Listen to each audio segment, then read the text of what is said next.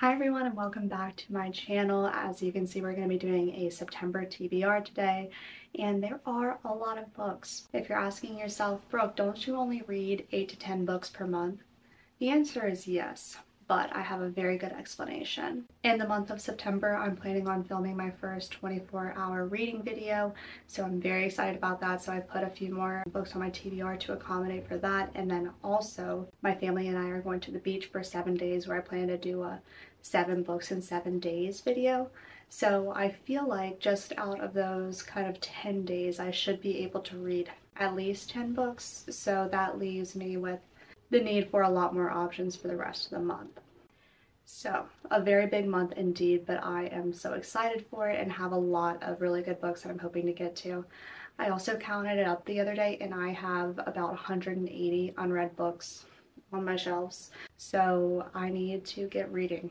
There are a lot that need to get read and I really can't justify buying more books, but I don't normally justify it, I just do it.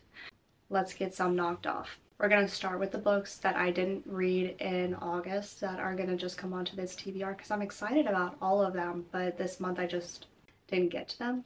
So we're going to start there. First up, The 7-Year Slip by Ashley Poston. I am definitely going to read this one in my 24-hour reading video because that will actually be at the very start of the month. And I want to read this book so badly. I loved The Dead Romantics, and this seems to be another kind of paranormal romance. This story follows Clementine, who is a very practical kind of person, and her aunt has always taught her to just kind of go with the flow and chase your dreams, but that's how you get hurt. So when her aunt passes and Clementine moves into her old apartment, she finds a very handsome stranger who happens to be there from 7 years in the past. Like I said, kind of a paranormal romance, and I don't really know how you get past that to make it like a happy love story at the end. So I'm really excited about it. I really enjoyed, like I said, The Dead Romantics and have really high hopes for this one. In addition to finishing up some of my summer reads for the summer season and transitioning into fall, I really want to pick up The Very Secret Society of Irregular Witches by Sangu Mandana. This is essentially about a woman who tries to hide the fact that she's a witch, but online she kind of fakes being one or whatever, and then she gets a note that brings her to this house for very secret witches. Against her better judgment, she ends up going to teach these young girls how to be a witch. I believe it'll be some of like found family, some danger because they are in this house practicing magic when it seems to be like that's a no-no in this world. So I think that it's going to be great. I've heard nothing but good things about this book, and so I'm really excited to pick up my first kind of spooky read for the season and believe this is going to be a great starting place. At the time of recording this video, I'm about 40% into This Woven Kingdom by Tahara Mafi, and I'm really enjoying it. It has been super fun, and so I think that I am going to want to pick up these Infinite Threads and just kind of round out. I'm not sure if it's going to be a trilogy, but if it's a duology, then just kind of wrapping that up. I want to keep the momentum going. I do this thing where I start a series and then just put it on the back burner for a while, and I'm trying to get away from that so that I don't forget the world or lose speed when I'm doing this. So I am hoping to pick this one up in September. I'm not really going to give much of a description on it since it's the second in a series, so whatever it is will be probably spoiler-ish. But I guess for this Woven Kingdom, it's essentially about these two races, who one is more magical and one is human, and the human have suppressed the magical creatures for a long time, but the secret heir has come up and she is probably going to start fighting back for her people at some point. So we're going to see how that works out, if it does work out, and I guess get more of that in this book. Sorry, that's a really bad description, but I feel like when you describe fantasy plots, you also need a whiteboard, so maybe I'll invest in one of those for the future. Next is The Gracier by Kim Liggett, and this is a YA dystopian book. This is also Kindle Unlimited if you want to pick it up. But this essentially follows a world where at 16 women are sent off to their Gracier to release any of their magic into the world and come back suitable wives. I believe this is going to follow one of the women as they go off to their Gracier, and I think it's kind of dark and complex and very Handmaid's Tale-esque. but I think that it has everything to be a really, really good read for me, and I want to get into this so badly. So I'm definitely going to be picking this up in September. Next, I feel like I kind of have to hold this one up with two hands because she is a thickum. But this is The Ashes and the Star-Cursed King by Carissa Broadbent. This is the second book in the Crown of Nyaxia series. There is one novella in between the two novels as well, but I think I'm going to finish that one in August. So I want to pick this one up in September. Again, just finishing out the series that I start. The Serpent and the Wings of Night ended on such a good cliffhanger, so I am so excited to get into this one. The Serpent and the Wings of Night follows Araya, who is a human girl in a vampire world and is constantly seen as prey essentially, and feels like her life is constantly being threatened. So in order to give herself a real fighting chance in this vampire world, she goes to the Kajari, and that is a competition where the winner of the competition will get a wish from the goddess Nyaxia, and she plans to become an immortal with this wish so that she no longer has to fear for her life. The end of The Serpent and the Wings of Night kind of finishes off with the results of the Kajari, and like I said, just ends on such a good cliffhanger. And the back of this book sounds so good, but I don't want to like read it because it'll definitely be a spoiler for what has happened at the end of The Serpent and the Wings of Night. But I ended up really enjoying that book. It's Kindle Unlimited if you want to pick it up, and also I felt like the world building wasn't that intense, so if you wanted to get into fantasy, there's a good subplot of romance as well. I would definitely recommend picking up this series, and I'll let you all know what I think once I finish this. And if I didn't say it, this is also Kindle Unlimited. Next is A Flicker in the Dark by Stacey Willingham, and this is also Kindle Unlimited, so I have a lot of really good Kindle Unlimited reads, but I'm actually waiting for an audiobook of this book coming in through Libby, so that's how I'll be listening to this book. This essentially follows a woman named Chloe who, when she was younger, a bunch of little girls went missing, and they found out that it was essentially her father who had confessed to these crimes. And some number of years in the future, and it looks like the same thing is happening, but her father is still behind bars. So they're trying to figure out, is it a copycat or what is happening at this point. So I think that this is going to be really good. I've heard great things about it, and I'm hoping that the audiobook will keep me even more engaged with the story. And those are all the books that I didn't end up reading in August, so now we can move on to some new books. Alright, so first, The Final Gambit by Jennifer Lynn Barnes. This is the third book in the Inheritance Game series. Since this is the third book in the series, I'm not going to give too much of a description of what's going on, but the series essentially follows Avery Graham, who was pretty much on her own in the world. She has a half-sister, but other than that, she was very alone trying to make ends meet, but then she had this great big inheritance coming from the Hawthorne patriarch. She has to go to the Hawthorne mansion and live there for a year to obtain her inheritance. So the first two books kind of focus on that, and there are also little riddles about why she was the one who was chosen to have this inheritance when it was kind of promised to the grandchildren, or they thought it was promised to the grandchildren. It's very tense. There is a love triangle. It's pretty entertaining. It's not my favorite, but I am enjoying it. I felt like a lot was resolved in the Hawthorne legacy, so I'm not sure what's going to happen in the Final Gambit. But I guess we'll see. Again, these are super quick YA kind of mystery reads, so I'm really excited and think that I'll pick it up probably early on just to fly through it. Next, I understand this is a literal crime that I have not read this book yet. This is a book talk kind of OG book, but I haven't read it. I want to read it. I'm planning on taking it on vacation because this takes place in Spain at a wedding, so I think that it'll have similar vibes. I think that it'll be really lovely, but this is The Spanish Love Deception by Elena Armas, and I actually read The American Roommate Experiment, and those I guess are kind of interconnected standalones. So I was seeing the couple from here and there and not really connecting the dots. It wasn't a big issue, but it probably would have helped had I read this book first. I stayed away from this book for a long time because it is slow burn, takes forever. Also, I'm not the biggest workplace rivals person. That's not really the trope I gravitate towards, but I really enjoyed The American Roommate Experiment and how much of a slow burn that was. So I'm hoping that this will be the same. This is essentially about a woman named Catalina who needs to come up with this fake boyfriend that she has told her entire family she now has and is going to be bringing to this wedding in Spain. She ends up asking, and I don't know even how this happens, her workplace rival, and he seems to be a good fit. Apparently he says yes, because that is what this is going to be about. We are going to see how they go from workplace rivals to probably more. I don't know.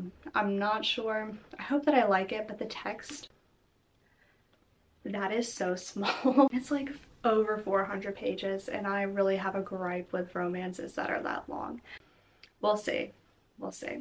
Another book that I'm planning on taking to the beach is The Beach Trap by Ali Brady.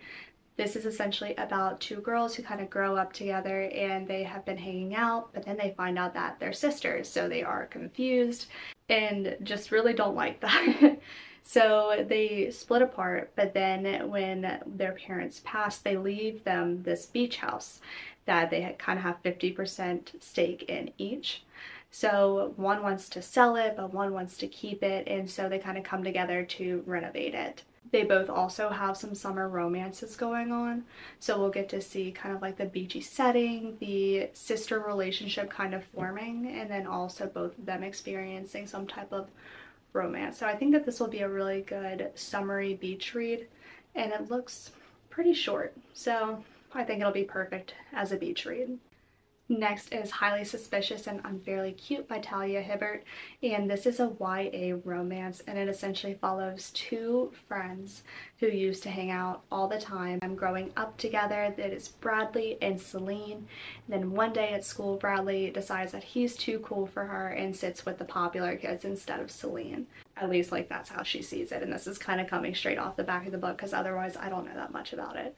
So they kind of go for a while just really not liking each other, and then they go on this wilderness adventure together and maybe try to recoup some of their friendship and maybe more. They get some understanding out of it. I don't know, I think it'll be fun. I'm hoping that it is unfairly cute because I don't do a lot of YA romances.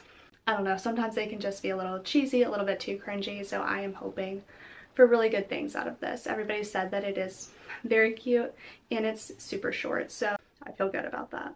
Next is Forget Me Not by Julie Soto, and I am just so obsessed with this cover. This was a new release, I believe, in July maybe? Yeah, July. So this came out and it essentially follows a wedding planner named Amma and a florist named Elliot who had worked together for a while and then kind of like bloomed their relationship into something more. But then Amma unexpectedly just like breaks his heart. But they end up having to work together 2 years later on an event that could change their entire career. So it's kind of forced proximity, second chance, and I love weddings. I love them. I think that they are so cute. All the flowers around them, and then they have the black on. I just think it's so perfect. I'm really hopeful for this book. The team at Forever Publishing definitely did a great job in promoting it. I cannot wait to get into it. And this is my last romance, so I promise we'll get into some other reads in a minute. But this is Marriage for One by Ella Mays. I just watched Rachel Catherine read this, and she said that it had been on her TBR for a long time and she absolutely loved it. And so now naturally I am also ready to give it a chance and absolutely love it. This cover, this is the UK cover, and it is so stunning. I love it. The story is about Rose and Jack, and Rose's uncle had just passed and she wanted to have a coffee shop within his building, but her uncle had left the building to Rose's husband. Rose doesn't have a husband, so Jack, who was the lawyer for her uncle, says that he will marry her so that she can have this coffee shop. He apparently is kind of grumpy about it, even though it was his idea. But I mean, inevitably they will come together, right?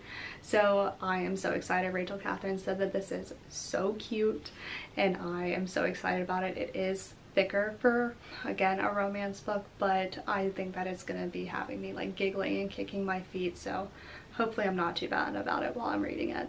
Alright, so a fantasy read. We have King of Battle and Blood by Scarlett St. Clair. This is a Kindle Unlimited book as well, but I picked this up for Amazon Prime Day because it was like $5, so why wouldn't I grab it? This is essentially about a woman named, the name looks like Isolde. Isolde. This story is about a human woman who is trying to bring peace to her people by slaying this vampire, and she does this by wanting to marry him.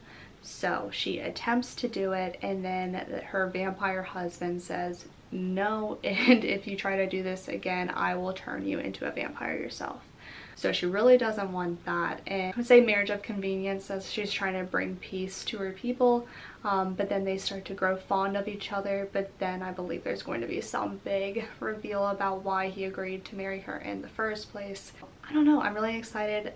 I don't have a lot of vampire reads. Actually, I guess The Serpent and the Wings of Night is a vampire read, but before that I haven't really read one recently, so I'm really excited to see what this is all about. And who doesn't love a romantasy?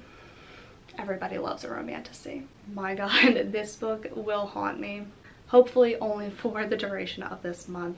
Things We Hide from the Light by Lucy Score. One, I have said it so many times in this video, but nothing is bigger than this.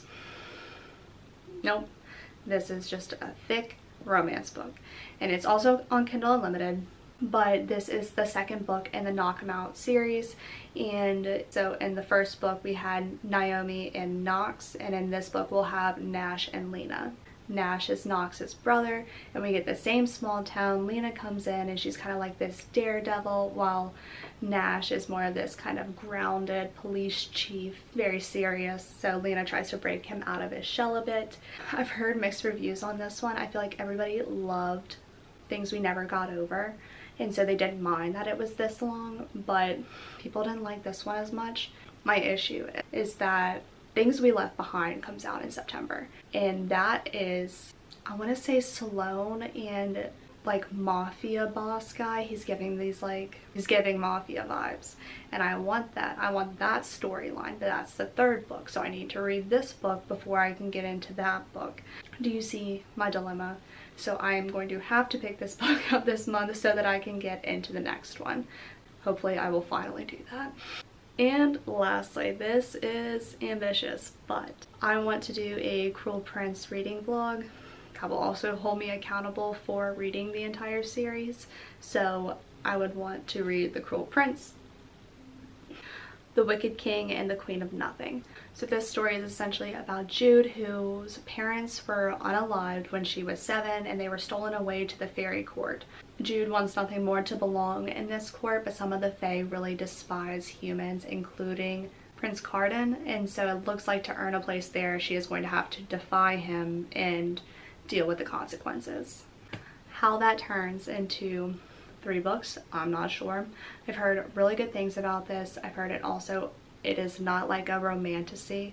This is more politics in the fae courts with like a very, very small subplot of romance. So that is what I'm expecting going in. I'm not expecting like anything else, no great love story, but I'm excited. I hope it lives up to the hype, because otherwise I would be very sad to do a whole reading vlog and not really enjoy it, but hopefully that works out. And those are the 17 books that I hope to read in the month of September. It's a lot. It is a lot. I understand this, but I'm hoping to have options and a lot of time to read this month. So hopefully we get through it. I mean, I don't see a reason why we can't, with a 24-hour reading vlog and then 7 days on vacation and then a regular reading month. I think that we should be able to do a lot of them. So let's hope we can do it. And if you want to see my reviews on all of these, I do weekly reading vlogs every week, so you all can see me kind of going through this stack, and then also my wrap-ups share my reviews and a lot more in-depth content about it. So if you want to know more about that, like, comment, subscribe. It's gonna be great, and hopefully I'll see you all around for all of the fun reading vlogs that I'm about to do this month. Let me know which of these I should pick up first in September. I would love to know your thoughts on any of them, really. And I will see you all in the next one. Bye!